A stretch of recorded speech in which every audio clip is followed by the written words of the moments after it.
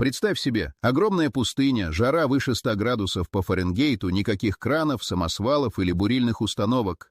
И вот среди этой выжженной земли вырастает сооружение высотой почти в 500 футов, сложенное из более чем 2,5 миллионов каменных блоков. Каждый из них весит от 2 до 15 тонн. Это и есть Великая пирамида Хуфу, которую греки позже назовут Хеопсом. Факт ее существования вызывает ступор даже у современных инженеров.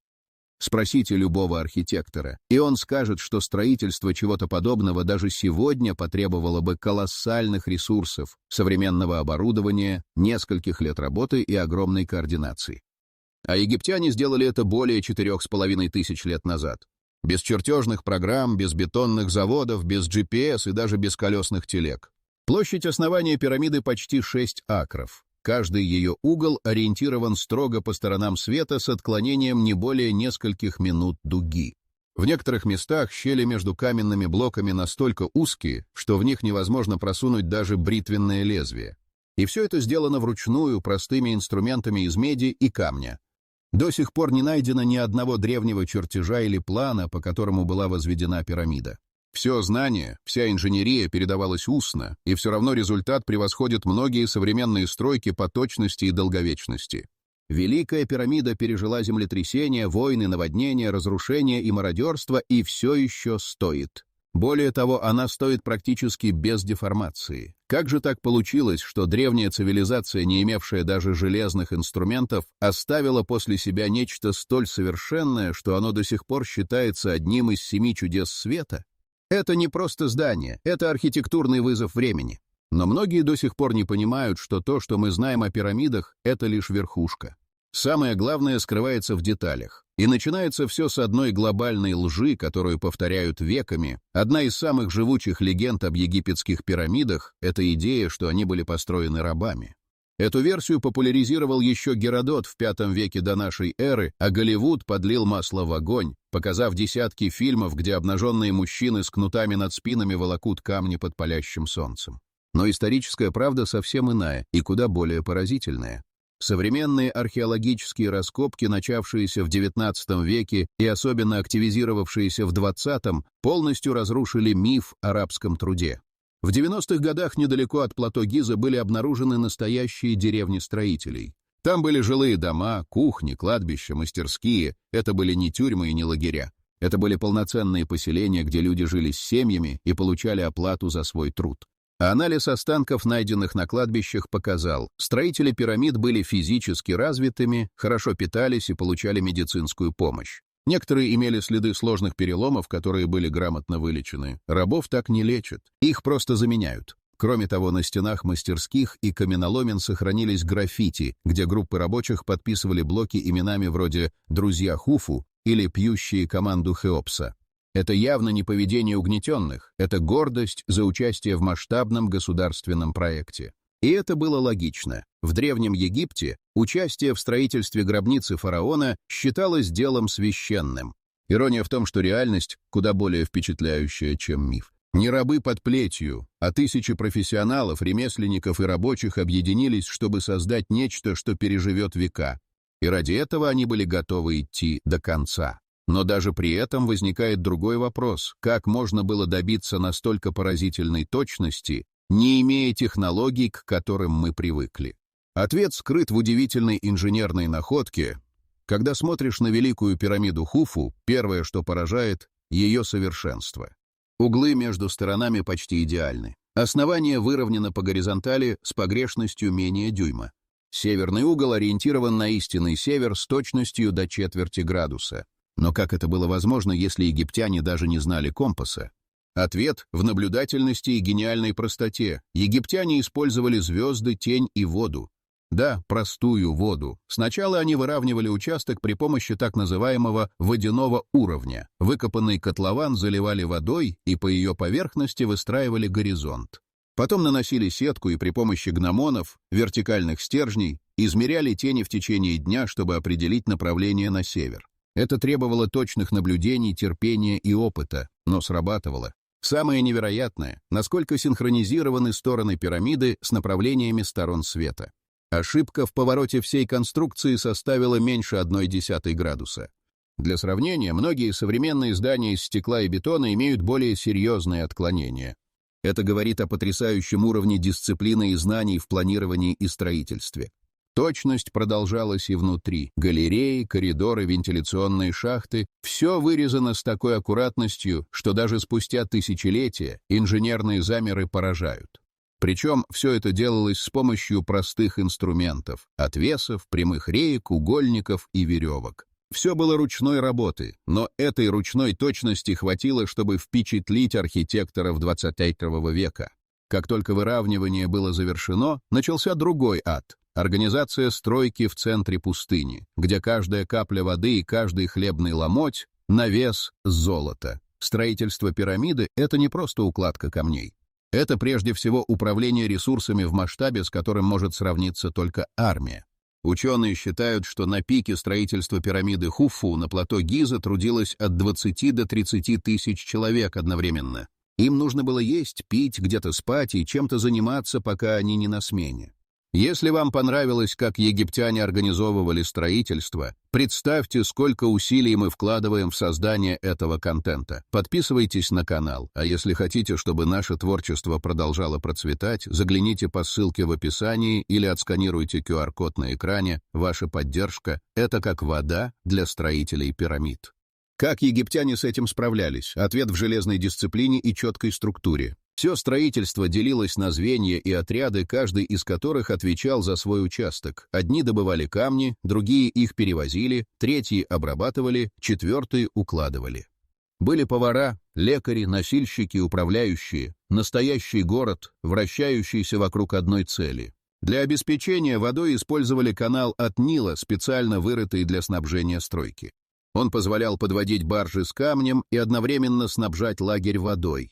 Пища поставлялась централизованно. Археологи нашли тысячи костей крупного рогатого скота, овец и коз, людей кормили мясом. Хлеб и пиво тоже входили в рацион. Строители ели лучше, чем большинство простых египтян того времени. Жили рабочие в каменных и глиняных домах, а не в палатках. У них были улицы, складские помещения, пекарни, даже клиники. О каждом заботились как о важной части общего механизма. И все ради одной цели — успеть закончить строительство до смерти фараона. Но несмотря на всю эту организацию, даже у египтян случались провалы. Один проект стал таким провалом, что его просто бросили. Причина в самой структуре пирамиды. На юге Египта стоит пирамида, которая выглядит странно. Нижняя ее часть поднимается под одним углом, а верхняя — под другим, более пологим. Это ломаная пирамида Снофру, и она одна из самых ярких загадок архитектуры древнего мира. Начав строительство, инженеры задали угол в 54 градуса, гораздо круче, чем у пирамиды Хуфу. Но в процессе стены начали трескаться, а проходы деформироваться. Все указывало на то, что конструкция не выдержит веса. Тогда строители приняли экстренное решение — изменить угол наклона примерно на 43 градуса, чтобы снизить давление. Именно поэтому пирамида выглядит изломанной, но даже несмотря на это, позже от проекта отказались. Снофру, отец Хуфу, заказал себе новую пирамиду, красную, построенную неподалеку, с более стабильным углом. Она стала первой по-настоящему завершенной гладкостенной пирамидой. А ломаная осталась как живой пример архитектурной ошибки. Эта пирамида показала, что даже у древних были провалы. И все же они учились на ошибках и создавали все более совершенные сооружения. А начали они задолго до тех пирамид, которые мы знаем сегодня. История строительства восходит к временам, о которых большинство даже не слышало. Когда большинство слышит египетские пирамиды, они сразу думают о Гизе, трех гигантах времен Хуфу, Хафра и Менкаура. Но мало кто знает, что путь к этим шедеврам начался за сотни лет до них. И первые шаги были куда скромнее, но не менее важны. Строительство пирамид — это не внезапное озарение, а результат длительной эволюции архитектуры, экспериментов и ошибок.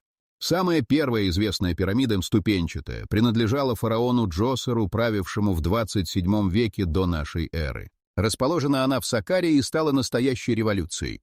До нее гробницы фараонов представляли собой мастабы, прямоугольные постройки с плоской крышей.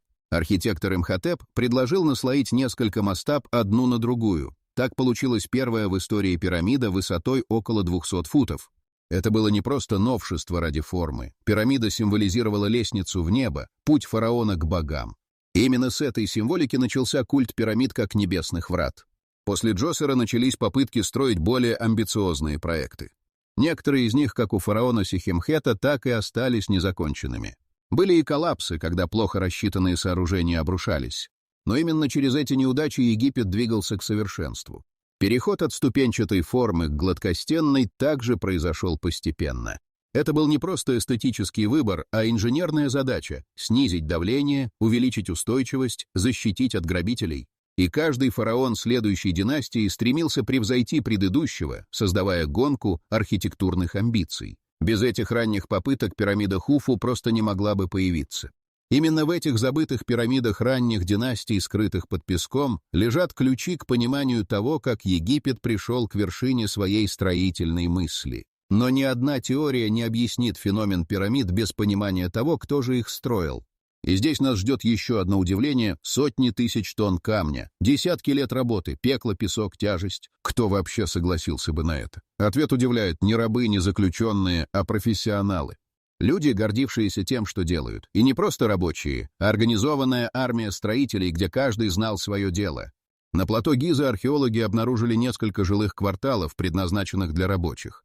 Эти города включали спальные помещения, кухни, пекарни, амбары, даже больницы. Люди жили там годами. Среди найденных тел мужчины в возрасте от 20 до 50 лет, с признаками износа суставов, но и срезами заживших переломов. Это говорит о профессионализме. За ними следили, лечили, кормили.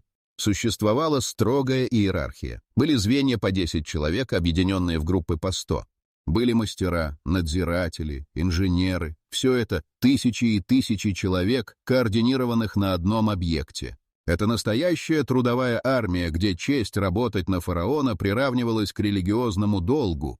Некоторые строители получали имя на века. Например, в пирамиде Унаса найден автограф мастера, Инени, сделавший эту крышу. Они не прятались в тени. Они оставляли подписи, надписи, указания, граффити.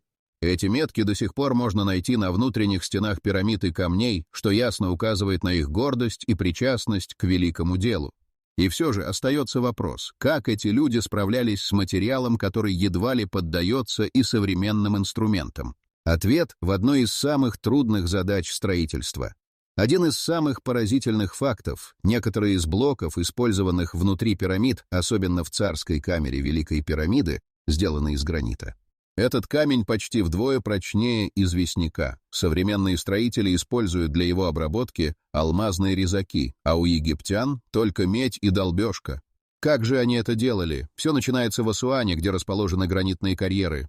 Именно там добывались каменные глыбы, некоторые из которых весили до 80 тонн. Египтяне использовали метод выбивания. Они вбивали в скалу клинья из древесины, затем поливали их водой. Дерево расширялось, создавая давление, от которого глыба откалывалась. После этого камень обрабатывался медными зубилами, кварцевыми шарами и песком. Да, именно песок служил абразивом, превращая инструменты в своеобразные шлифовальные машины. Процесс был медленным, требовал недели и даже месяцы. Но слаженность труда компенсировала примитивность орудий. Иногда следы этих технологий остаются видимыми до сих пор. В Асуанском карьере находится недоделанный обелиск, 300-футовая гранитная заготовка, которую не смогли извлечь из-за трещины. На ее поверхности тысячи ударов и бороздок от древней обработки. Это живой музей, застывший во времени. Эти люди не обладали сверхтехнологиями, но их упорство, методичность и уважение к делу позволили им одолеть даже гранит. А дальше был новый вызов — доставка этих глыб через сотни миль пустыни. От карьеров до плато Гиза путь не близкий. Асуан находится более чем в 500 милях вверх по течению Нила. Глыбы весом в десятки тонн нужно было как-то доставить. Египтяне не знали колеса в строительстве. Как же они справились? Ответ — Нил.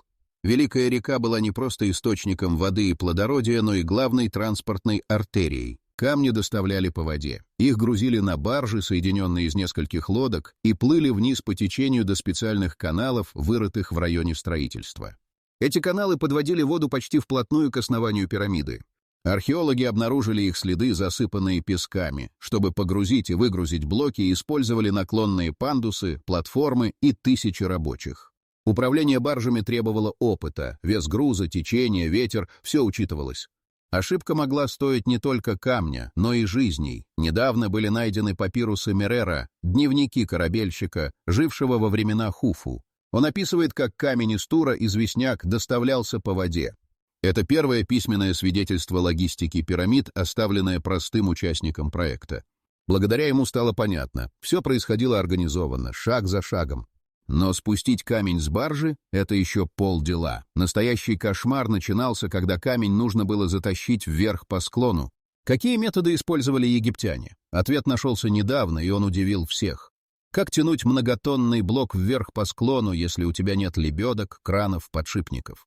Ответ, казалось бы, должен быть сложным, но египтяне использовали простую, но гениальную технику — скольжение по смоченному песку. Да, именно так.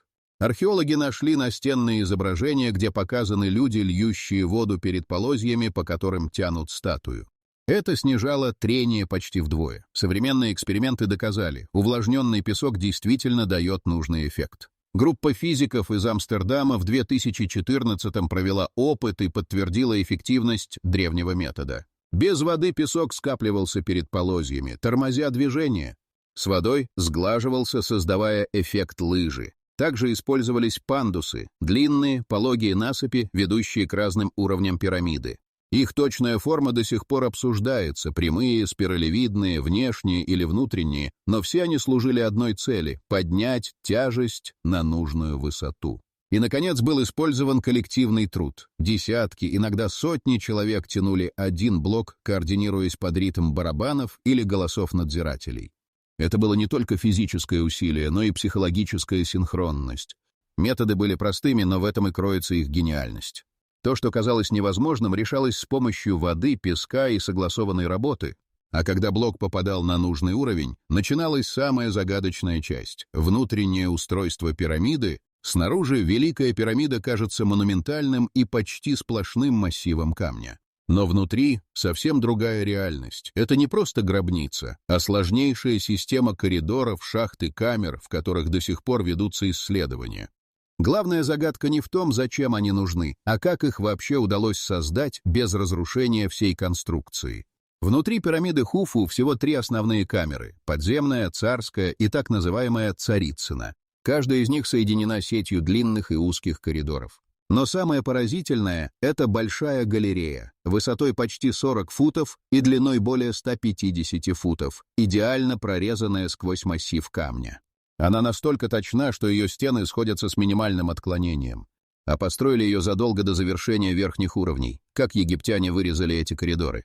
Ответ в том, что они заранее планировали структуру. Прежде чем укладывать верхние ряды блоков, они оставляли в теле пирамиды пустоты, по которым затем прокладывали проходы. Более того, некоторые блоки весом в десятки тонн были помещены поверх камер, чтобы распределить нагрузку и не допустить обрушения. Это особенно видно в царской камере, где гранитный потолок перекрыт 5 разгрузочными камерами одна над другой. Еще один элемент — вентиляционные шахты. 2 из них отходят от царской камеры и выходят наружу, под углом. Они не просто обеспечивали циркуляцию воздуха. Многие исследователи считают, что они были выровнены по звездам, в частности по Сириусу и Ориону. Эти детали подчеркивают, что проект был не только инженерным, но и астрономическим.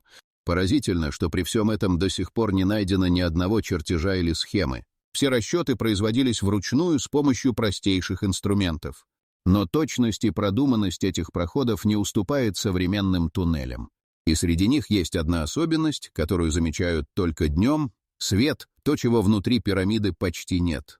Но именно его отсутствие делает один архитектурный феномен особенно загадочным. В определенное время дня и года некоторые участки пирамид становятся ловушками для света и тени, создавая эффекты, которые невозможно было бы случайно спрогнозировать. Возникает вопрос, знали ли об этом древние архитекторы? Начнем с внешнего облика. Все 4 грани пирамиды Хуфу немного вогнуты. Это незаметно невооруженным глазом, но при наблюдении с воздуха или при правильном освещении видно, каждая сторона слегка прогнута внутрь. Это создает иллюзию 4-го угла и делает пирамиду визуально более ровной. Такой эффект могли бы использовать только при осознании того, как тень ложится на поверхность. Во-вторых, в дни равноденствия и солнцестояния можно наблюдать, как тень от углов пирамиды складывается в совершенно ровные диагонали. Это говорит о том, что зодчие точно знали положение Солнца в ключевые дни года. Возможно, это было связано с ритуалами или символикой перехода между мирами. Внутри тоже не без загадок. Коридоры выложены так, что при определенном угле внешнего освещения свет проникает на несколько футов внутрь. Это позволяет видеть часть прохода без факела. Некоторые полагают, что египтяне специально проектировали наклон и направление коридоров с учетом дневного света. Даже в глубине гробниц в других пирамидах находили световые ловушки, отражающие поверхности, направляющие свет в нужное место. Это говорит о невероятном уровне пространственного мышления. Архитекторы пирамид не просто строили, они проектировали взаимодействие здания с небом, солнцем и тенью. Но они шли дальше, даже цифры и формы в их проектах несут глубокий смысл. Если начать измерять пирамиду Хуфу, возникает ощущение, что каждое ее число — не случайность. Высота, основание, наклон — все связано с астрономией, математикой и даже физикой. Это не теория заговора, а подтвержденные расчеты, вызывающие восхищение у инженеров. Высота пирамиды около 418 футов. Периметр основания приблизительно 2300 футов. Если этот периметр разделить на удвоенную высоту, получается число, близкое к π, 3,14. Это настолько точное совпадение, что его сложно списать на случайность. Угол наклона граней составляет почти 51 градус. В такой конфигурации пирамида сохраняет пропорции золотого сечения, которое позже будет использоваться в архитектуре и живописи по всему миру. Египтяне, возможно, не знали этих терминов, но на практике использовали те же принципы. Площадь каждой из сторон пирамиды также связана с числом фи, золотым отношением. Даже расположение пирамид на плато Гиза повторяет расположение 3 звезд пояса Ориона. Это соотношение настолько точное, что астрономы используют его в презентациях о древнем звездном знании. Как египтяне вычисляли все это без калькуляторов и логарифмов? Они использовали веревки, палки и тень. Но за этим века наблюдений, накопленных знаний и понимания движения небесных тел. Архитектура была не только технологией, но и космологией. Однако есть элементы, которые находят только сейчас, благодаря современным исследованиям. До недавнего времени считалось, что все основные камеры и шахты в пирамиде Хуфу давно известны. Но в последние десятилетия технологии начали вскрывать новые тайны. Оказалось, что внутри монолита скрыто больше пустот, чем предполагали. Некоторые из них настолько велики, что могли быть целыми помещениями. В 2000-х годах с помощью микрогравиметрии и радиолокационного сканирования ученые выявили аномалии в структуре пирамиды. А в 2017-м международная команда объявила об открытии большой пустоты, объема длиной около 100 футов, расположенного над большой галереей. Его функция неизвестна, туда нет известного прохода. Это вызвало волну новых гипотез и интерес у исследователей. Еще раньше, в 90-х, миниатюрный робот Упуаут был отправлен в одну из вентиляционных шахт. Он наткнулся на каменную плиту с медными ручками, за которой скрывалась еще одна полость. Позже другой робот пробурил отверстие и увидел за плитой камеру. Но что в ней, до сих пор неизвестно. Это самая настоящая закрытая комната в теле пирамиды, в которую никто не входил со времен ее постройки. Эти находки показывают, что пирамиды — это не просто каменные горы. Это сложнейшие структуры с множеством уровней, скрытых коридоров и пустот, большинство из которых до сих пор не исследованы. Но за каждым тоннелем, за каждой кладкой стояли люди, работающие в нечеловеческих условиях. Их жизнь была полна опасностей. Строительство пирамиды — это не только точные расчеты и грандиозные планы. Это тысячи рук, ежедневно поднимающих тяжести, вдыхающих пыль, работающих под нещадным солнцем. Египетская жара могла достигать 120 градусов по Фаренгейту. Ни тени, ни кондиционеров. Только камень, песок и пот. Археологические находки говорят прямо, строители подвергались серьезным травмам. На многих скелетах обнаружены следы переломов, сросшихся костей, повреждений позвоночника. Некоторые останки показывают признаки многократных операций, ампутации, удаления гнойников, даже трепанации. Но главное, они были залечены. Это значит, что на стройке работали не только врачи, но и постоянные медики. Рабочих кормили хорошо, но даже качественная еда не могла компенсировать перегрузки. Известны случаи, когда зубы строителей стачивались до корней из-за песка, попадающего в муку. Пыль была везде — в хлебе, в воздухе, в легких. Многие умирали от респираторных заболеваний, не доживая и до 40 лет. Техника безопасности, конечно, отсутствовала. Каждый день мог стать последним. Глыба срывалась, рвался канат, нога скользила на наклонной плите. Падение даже с 15 футов высоты на камень часто означало смерть. Тем не менее, люди продолжали строить, потому что верили, возведение пирамиды гарантирует не только славу фараону, но и место в вечности самим участникам. Но после завершения Великой эпохи пирамид что-то изменилось. Наступил странный момент тишины. Почему же строительство остановилось? Что пошло не так? Пирамида Хуфу была венцом инженерной мысли Древнего Египта. Ее масштаб, точность и амбиции оставили неизгладимый след в истории.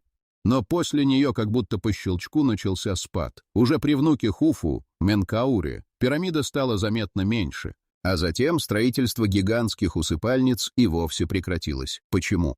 Ответ лежит в нескольких плоскостях. Во-первых, ресурсы. Великие пирамиды требовали колоссальных затрат. Не только камня, но и еды, людей, времени. При каждом новом проекте становилось все очевиднее. Пирамиды отнимают слишком много от государства, не давая ничего, кроме символического бессмертия. Во-вторых, грабежи. Уже в античные времена пирамиды стали объектами мародерства. Камеры вскрывались, сокровища выносились, мумии исчезали. Египтяне начали понимать, чем больше гробница, тем выше шанс, что ее разграбят. Это подорвало саму идею пирамиды как вечного убежища. Третья причина – политическая. С ослаблением централизованной власти фараоны больше не могли мобилизовать десятки тысяч людей ради одной постройки. Эпоха деспотичного контроля прошла, началась эпоха компромиссов и меньших масштабов. Вместо пирамид началось строительство долины царей, гробниц, вырезанных в скале, скрытых от глаз, но не менее величественных. Эти новые погребения были защищены от пыли, ветра и любопытных глаз. Архитектура сменилась, но культ смерти остался. Но, несмотря на закат пирамид, некоторые из них до сих пор несут в себе следы борьбы, которая происходила во время их постройки. Следы, выбитые прямо в камне, на некоторых блоках пирамид есть странные детали, следы переделок, исправлений, а порой и откровенного саботажа. Внутри Великой пирамиды можно найти блоки, не совпадающие по размеру, смещенные на доли дюйма, с грубыми следами далута. Почему в монументе, где каждая деталь доведена до идеала, встречаются такие недочеты? Одно из объяснений – спешка. Чем ближе смерть фараона, тем сильнее давление на рабочих. Пирамида должна была быть завершена до его ухода в загробный мир. Не успеть – значит подставить всю страну под гнев богов. Поэтому иногда приходилось добивать конструкции в ускоренном темпе. Но есть и другое мнение. Археологи нашли на некоторых блоках странные надписи, написанные явно в спешке, как будто в тайне. Они не совпадают с официальной маркировкой. Некоторые из них содержат саркастические послания. «Мы сделали это снова, пусть будет легче в следующий раз». Это может быть проявлением недовольства рабочих, уставших от непосильных условий. Кроме того, на отдельных участках пирамиды Хуфу наблюдаются резкие отклонения в выравнивании, особенно на верхних уровнях. Это могло быть следствием усталости, нехватки ресурсов или даже отказа групп рабочих подчиняться. Массовых восстаний в документах не зафиксировано, но физические следы в камне говорят об ином. Каждая царапина, каждая недочетность – это напоминание о том, что за величием стоят люди с их слабостями, страхами и бунтарским духом. Однако не все следы видны глазу, некоторые детали скрыты глубоко внутри, и их значение недооценено даже сегодня. Раньше изучение пирамид было делом раскопок и случайных находок. Но в 21 веке все изменилось. Теперь в дело вступили дроны, тепловизоры, микрогравиметрия и даже мионная томография, технология, позволяющая видеть через камень с помощью космических частиц. Кроме того, современные технологии помогли найти следы каналов, по которым доставлялись камни. Один из них, ведущий к пирамиде Хуфу, был найден на глубине нескольких футов под современным Каиром. Он пролегал от берега Нила прямо до подножия пирамиды. Термография тоже дала неожиданные результаты. Она показала аномальные температурные зоны на фасаде пирамиды, что может свидетельствовать о наличии скрытых полостей или воздушных карманов. Ученые уверены, внутри еще остаются неоткрытые камеры. Это доказывает, что, несмотря на тысячелетия исследований, пирамиды до сих пор хранят тайны. И каждое новое открытие делает их только загадочнее. Древние обелиски, высеченные из камня, стояли на земле тысячи лет, оставаясь молчаливыми свидетелями истории. Один из таких обелисков, находящийся в Луксоре, Египет, имеет высоту более 27 метров и весит около 350 тонн. Он был возведен во времена правления фараона Рамзеса II, который правил в 1009 веке до нашей эры. Его создание стало настоящим инженерным чудом, но методы, примененные для его транспортировки и установки, до сих пор остаются загадкой. Обелиски, как правило, устанавливались в храмах и на площадях, символизируя связь между небом и землей. На них часто высекались иероглифы, рассказывающие о деяниях фараонов и богов. Однако, несмотря на их значимость, процесс их создания с каждым годом вызывает все больше вопросов. Как древние строители могли доставить такие массивные конструкции на расстояние в сотни миль без современных технологий? Каждый обелиск требовал не только мастерства в резьбе, но и колоссальных усилий для его перемещения. Согласно историческим данным, обелиски вырезались из монолитных кусков гранита, находящихся в карьерах, таких как тот, что находится в Асуане. Эти камни подвергались тщательной обработке, чтобы добиться нужной формы. После этого возникал вопрос о транспортировке. Некоторые ученые предполагают, что обелиски катились на бревнах по натертой маслом земле. Другие полагают, что их поднимали на специальные платформы и передвигали с помощью мощных веревок и команд из рабочих. Одним из наиболее известных примеров является обелиск на площади Сен-Пьер в Ватикане. Он был перевезен из Хелиополя в 1065 году нашей эры. Для его транспортировки использовались большие корабли, а также сложные механизмы, которые позволяли поднимать и укладывать камень. Этот обелиск стал символом христианства, но его происхождение уходит корнями в языческие времена.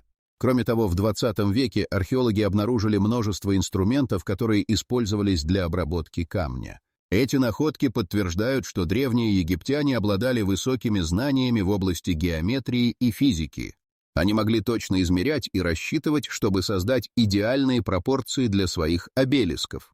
Однако до сих пор неизвестно, как они могли организовать такие масштабные строительные проекты в условиях ограниченных ресурсов. Важным аспектом обелисков является их символическое значение. Они олицетворяли солнце и его божественную силу. Ожидалось, что обелиски будут служить как подъемники для душ, помогая им подняться к небесам. Каждый обелиск был не просто архитектурным сооружением, но и частью религиозной практики древних египтян. Эти факты подчеркивают, насколько важны обелиски для понимания культуры и верований древнего мира. Но все эти тайны остаются лишь частично разгаданными. Как же именно древние цивилизации справлялись с такой сложной задачей? Ответ на этот вопрос требует дальнейших исследований и откровений. Неподалеку от карьера в Асуане археологи наткнулись на древние инструменты, которые изначально предназначались для обработки гранита. Среди находок были осколки долот из меди и каменные шлифовальные устройства. Их использование позволяет предположить, что для создания обелисков применялись не только механические методы, но и химические реакции. Исследования показывают, что древние мастера могли использовать кислоты для облегчения обработки камня. Однако кто мог знать о таких технологиях в эпоху фараонов? В это время в Луксоре, где стоял один из величайших обелисков, группа каменотесов работала над новым проектом. Каждый день они сталкивались с проблемами, связанными с точностью и качеством резьбы. Обелиски должны были идеально вписываться в архитектурный ансамбль храма, и любое отклонение ставило под угрозу всю конструкцию. Одному из мастеров Хоремебу удалось создать уникальную технологию, которая значительно ускорила процесс резьбы. Он стал использовать деревянные рукояти для долот, что позволяло контролировать силу удара и глубину резьбы. Под давлением времени и ресурсов Хоремебу предложил своим коллегам смелый план. Он задумал создать специальные рамки, которые позволят работать над несколькими сторонами обелиска одновременно. Это радикально изменило производственный процесс. Вместо того, чтобы обрабатывать камень по очереди, рабочие смогли ускорить процесс, обрабатывая несколько граней одновременно. Однако это новшество вызвало недовольство среди старших мастеров, которые настаивали на традиционных методах. Конфликт между Хоремебу и его наставниками нарастал, и вскоре произошла открытая ссора. Тем временем на горизонте назревала новая угроза. В Карфагене, городе, известном своей морской силой, начали строить флот для захвата египетских торговых путей. Грозные слухи о возможной войне достигли слухов строителей. Обелиски, которые должны были укрепить власть фараонов, теперь могли стать мишенью в случае войны. Это добавляло дополнительное давление на мастеров, ведь фараоны ожидали завершения работ в кратчайшие сроки. Хоремебу, осознавая всю серьезность ситуации, начал собирать все доступные ресурсы. Он вызвал к жизни старинные традиции, обращаясь к местным жрецам, которые могли благословить работу и привлечь древние силы для завершения проекта. Вместе с командой рабочих он решил организовать ритуал, который, по его мнению, должен был помочь в успешном завершении строительства. В это же время его соперники продолжали подрывать его авторитет, утверждая, что такие методы лишь отвлекали от главной цели. Рабочие, перегруженные эмоциональной атмосферой, начали терять веру в успех. Но когда ритуал достиг своего пика, внезапно послышалось гремящий звук. Вскоре после этого небо затянулось тучами. Молнии сверкали вдалеке, и, казалось, сама природа затаила дыхание. Этот момент стал решающим для всех. Харемебу понял, что успех его идеи зависит не только от технологий, но и от единства всех участников процесса. В этот миг напряжение достигло предела, и каждый мастер должен был выбрать, с какой стороны он стоит. В ритуале, организованном Харемебу, рабочие собрались вокруг большого обелиска, который они должны были завершить. Жрецы произносили заклинания, которые должны были вселить в строителей уверенность и силу. Харемебу заметил, что один из старших мастеров Птахмес скептически смотрел на ритуал. Он был недоволен тем, что вместо работы их отвлекают на символические действия. С каждым произнесенным заклинанием нарастало напряжение. Не все коллеги были готовы поддержать Харемебу. В этот момент Харемебу решил выступить перед рабочими. «Каждый обелиск, который мы создаем, — сказал он, — это не только архитектурное произведение, но и символ нашей силы и единства». Слова Харемебу начали вызывать отклики среди рабочих, но Птахмес не собирался сдаваться. Он встал и произнес: «Ты говоришь о единстве, но наше разделение стало причиной нашего страха. Эти обелиски не защитят нас от врагов, если мы сами не сможем объединиться». Напряжение в группе возросло. Рабочие начали высказывать свои мнения, в результате чего наметился раскол. Часть мастеров поддерживала Харемебу, считая, что они должны доверять символам, в то время как другие, во главе с Птахмесом, утверждали, что необходимо сосредоточиться на практических аспектах, на работе и строительстве. Неожиданно раздался громкий треск. Рабочие повернули головы к обелиску, и один из них, находясь на высоте, потерял равновесие и задел инструмент. Он упал, и обелиск начал шататься. Рабочие в панике бросились в стороны, и среди них началась неразбериха. Харемебу закричал, чтобы они успокоились, но его голос потерялся в хаосе. Некоторые пытались спасти обелиск, в то время как другие упрекали Харемебу в том, что он отвлекал их на ритуал. Положение становилось критичным. Харемебу осознал, что символическая сила обелисков не сможет спасти их, если они не смогут работать вместе. В этот момент он вспомнил о древнем мифе о боге Солнца Ра, который объединял людей. Харемебу понял, что ему нужно не только говорить о единстве, но и действовать. Он бросился к обелиску, собрав вокруг себя тех, кто оставался спокойным. Харемебу предложил объединить усилия, чтобы поддержать обелиск. Рабочие, вспомнив о значении своей работы, начали действовать сообща. Харемебу с трудом удерживал обелиск, и вскоре к нему присоединились другие. Это стало моментом истинного единства. Рабочие, забыв о разногласиях, начали поддерживать конструкцию, и обелиск вновь занял свое место. Харемебу осознал, что они не просто строят, а создают символ единства и силы, который сможет устоять даже перед лицом надвигающейся войны. Рабочие, собравшись вокруг восстановленного обелиска, ощутили прилив сил. Харемебу понимал, что их труд стал не просто строительством, а важной частью предстоящих перемен. Он вспомнил о свитках, найденных в храме, которые содержали древние тексты о строительных технологиях и ритуалах. Эти знания могли помочь им, но они также были рискованы, так как не все практики были одобрены жрецами. Под давлением времени и угрозы войны Харемебу решил рискнуть. Он собрал верную команду рабочих и направился в храм за свитками. Внутри их встретил жрец, который недоверчиво смотрел на них и потребовал объяснений. Харемебу рассказал о своих намерениях, о том, как они хотят завершить обелиск как символ единства. Жрец колебался, но, поддавшись искренности Харемебу, согласился передать свитки. Среди них была карта, указывающая на место, где находились священные камни, которые могли усилить мощь обелиска.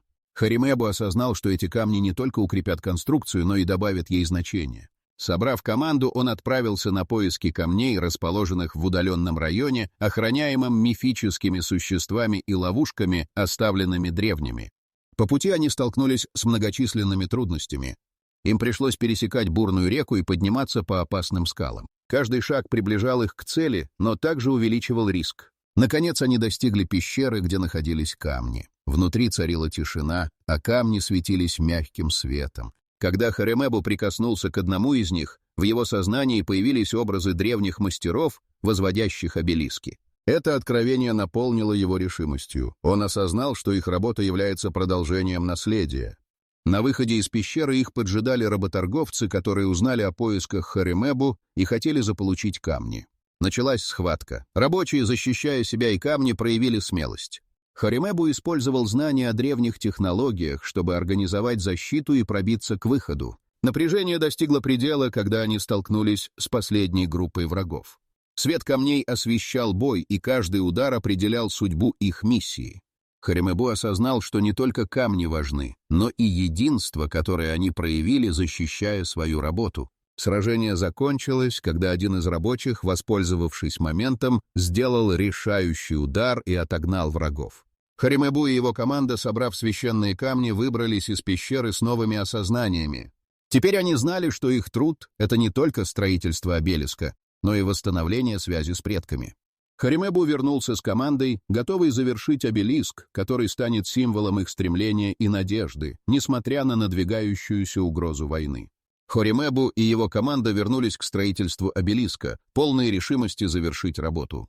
Объединив священные камни с основой конструкции, они начали новый этап, требующий тщательной точности. Мастера работали день и ночь, используя древние методы, о которых узнали из свитков. Эти знания сделали процесс более эффективным, и каждый день обелиск становился все более величественным. Тем не менее, угроза войны оставляла свой след. Сообщения о перемещениях врагов достигали их лагеря, вызывая напряжение среди рабочих. В этот период Хоремебу организовал общее собрание. Он объяснил команде, что обелиск станет оплотом для их народа. Это вдохновило рабочих, и они начали работать с новой энергией. С каждым завершенным этапом строительства обелиск обретал окончательную форму. Его верхушка сияла на солнце, а иероглифы, вырезанные по бокам, повествовали о великих деяниях народа. После нескольких недель напряженной работы обелиск был установлен на свое место. Окончательный обряд завершения вызвал восторг среди рабочих. Они понимали, что это не только архитектурное достижение, но и часть их идентичности. На следующий день после ритуала освящения в их лагерь пришли вестники с новыми известиями. Вражеские силы отступили, узнав о новом обелиске, и решили, что нападение на такую крепость было бы неразумным. Хоремебу и его команда ощутили, что их усилия не прошли даром. Обелиск стал символом надежды, укрепив мораль народа. Со временем обелиск привлек внимание путешественников. Он стал местом паломничества, где люди приходили почтить предков и просить о благословении. Хоремебу, ставший мастером, наблюдал, как его работа меняла жизни людей. Как вы думаете, сколько пирамид можно построить на вдохновении? Если вам нравится наше творчество и вы хотите видеть больше историй, поддержите нас. Ссылка на донат в описании. Или сканируйте QR-код на экране. Каждая ваша поддержка — это как новый обелиск в нашем лагере. Обелиск, возведенный благодаря труду, стал не только архитектурным чудом, но и хранителем истории. Столетия спустя историки продолжают исследовать тайны строительства обелисков, обращая внимание на древние технологии. Современные гипотезы предполагают, что обелиски могли служить не только религиозным целям, но и астрономическими ориентирами. Исследования показывают, что их размещение свидетельствует о глубоких знаниях древних людей в астрономии и геометрии. Хоремебу, ушедший в историю, оставил наследие, которое продолжает вдохновлять будущие поколения. Обелиск стал символом древней культуры и напоминанием о силе единства перед лицом трудностей. Он, как и его создатели, пережил испытания временем, оставаясь важной частью наследия человечества.